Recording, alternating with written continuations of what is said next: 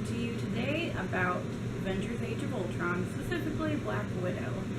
Now, I went into Avengers Age of Ultron super excited for another Joss Whedon written and directed superhero movie, and I was a little disappointed with how Black Widow was dealt with in the movie, how her story arc happened, and some of the things happened with her character.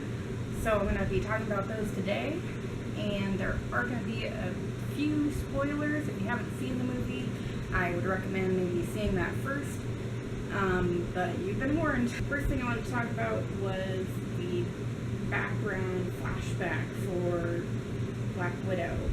We got a few glimpses of this in the trailer, and I was super excited for this, but it was going to be some of the red in her ledger. We were going to get to see some of what she regrets kind of being an assassin, some of the reasons that Clint Barton was sent after her, and I was really excited for it. And then we get to a movie, and it turns out to be from the Red Room, where the graduation ceremony for the female assassins is to sterilize them.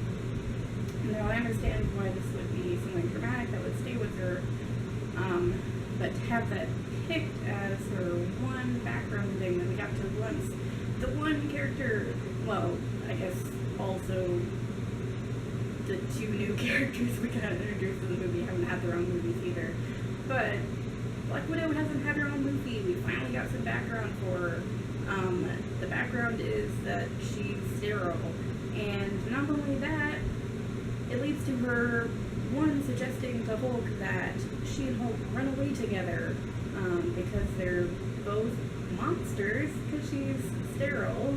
She says she's a monster, and she says they should run away together. They've done enough, and, you know, they're not heroes, they should run away together. One, in what universe, not the Marvel universe, obviously, what universe would she leave Clint Barton alone to fight the evil robot army? There's no universe where she would be like, alright, bye BFF, gonna leave with my new boyfriend, see ya. There's no universe, there's no way. Like, why was that even a plot point that was believable? Also, being sterile doesn't make you a monster, it doesn't make you less human. There are plenty of people who are sterile. There are plenty of people who choose to be sterile. There are plenty of people who choose not to have kids. It was a very problematic moment in that movie. And can we talk about Hulk and Black Widow? That ship came out of nowhere for me. That first movie, it was great. No romance, no, like, romantic subplots.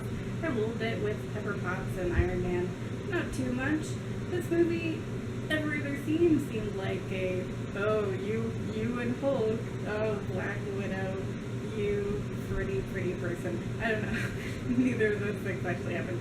But it was a lot of the other Avengers being like, oh, you and Black Widow, or like Black Widow coming on to Hulk, or Hulk being like, I can't be with you. It was out of nowhere. It just didn't seem to fit, and there's no way that Natasha would leave Clint alone to deal with the robot army to run off with a new boyfriend. I'm sorry. I'm not sorry. Joss Whedon, how dare you?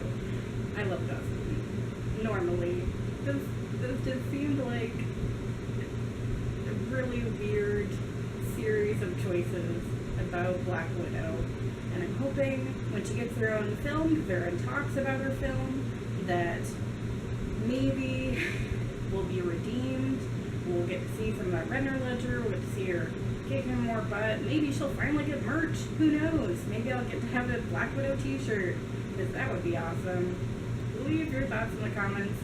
Like, share, and subscribe if you like the video. I'll be coming to you every week with a new nerdy thing. And thank you for watching. Bye!